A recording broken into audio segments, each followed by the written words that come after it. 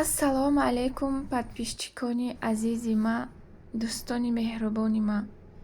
Имрӯз мо сафар дорем ба шаҳри бостонии Панҷакент. Нагуфта намонад, ки шаҳри Панҷакент хело таърихҳои қадима зиёд дорад. Ва инчунин мо ба шаҳри Панҷакент расидем ва ба ҳамаи мо маълум аст, ки мардуми Тоҷикистон хело меҳмоннавоз ҳастанд.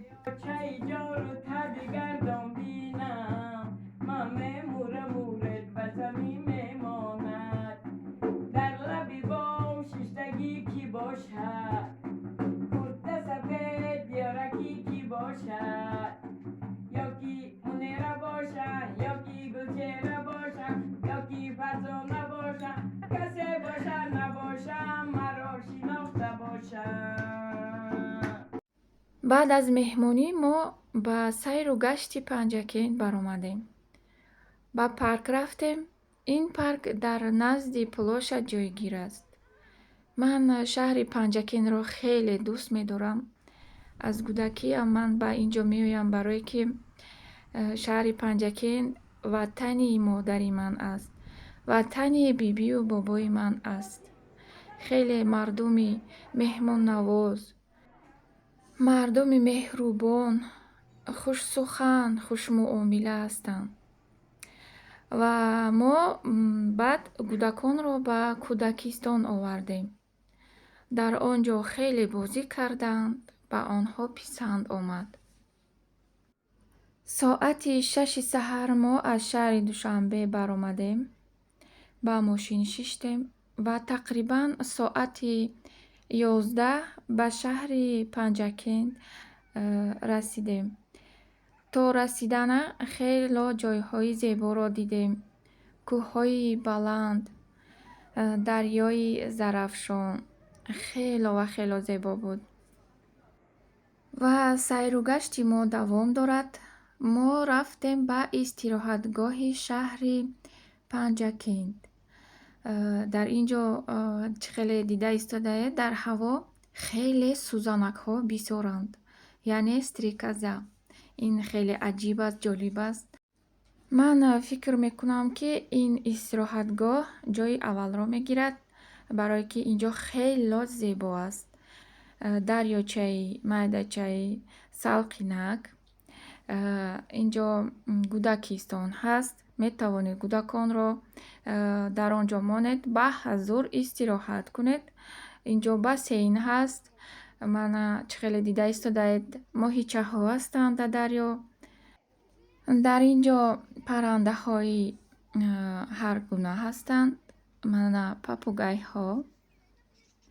Чӣ хеле зебо. Ин истироҳатгоҳ номаш Вадазабор мебошад. Дар ёдатон гиред, агар мабодо омадед, ҳатман ба ин ҷо биёед. Ин ҷо кавк ҳаст. Чӣ хеле ки дида истодаед, хело бисёр кавк ҳаст. Ба фарзандои ман хело писанд омад ин ҷо. ҷолиб аст, барои чӣ онҳо дар як ҷо ҷамъ шудаанд. Касе медонад, дар комментария нависед. Ва бе шашлик рӯзи мо намегузарад. Дӯстони азизи ман, чӣ хеле дида истодаед, сафари мо давом дорад. Мо ба шаҳри қадимаи Саразм сафар кардем, ба музеи Маликаи Саразм. Чӣ хеле дида истодаед, ин скелетҳои Маликаи Саразм мебошад. Он кас дар синни 25 солагӣ вафот мекунад бо фарзанди хурдакакашон. Ин шаҳр хеле қадима мебошад ва таърихҳои хело зиёд дорад. Шаҳри Саразм 6000 сол пеш аз милод вуҷуд дошт. Ва ин музей дуошонагӣ мебошад. Дар ин ҷо ҳайвонҳо ҳам ҳастанд ва сангҳои қиматбаҳо ҳам ҳастанд. ҳатман ба тамошо биёед. бибиҷонам хело хоҳиш карданд, ки мо боз 2-3 рӯзи дигар истем дар шаҳри Панҷакент.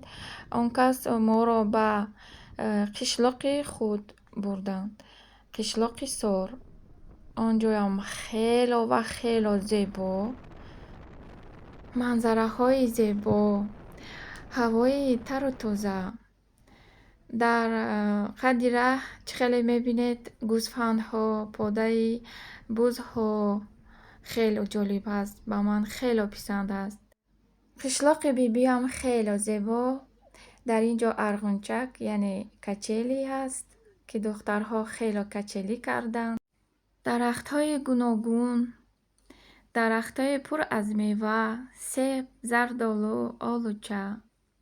Подписчикони азизи ман, мо дар шаҳри Панҷакент 15 рӯз истодем. Ба мо хело маъқул шуд. Ҳатто вақте ба Душанбе баргаштан, фарзандони мо гира карданд, ки мо намехоҳем ба Душанбе баргардем. Мо мехоҳем дар ин ҷо истем. Ва ба ҳамин ин видеои ман ба охир мерасад. Ба ҳамаи шумо раҳмати калон, ки ин навори моро тамошо кардед.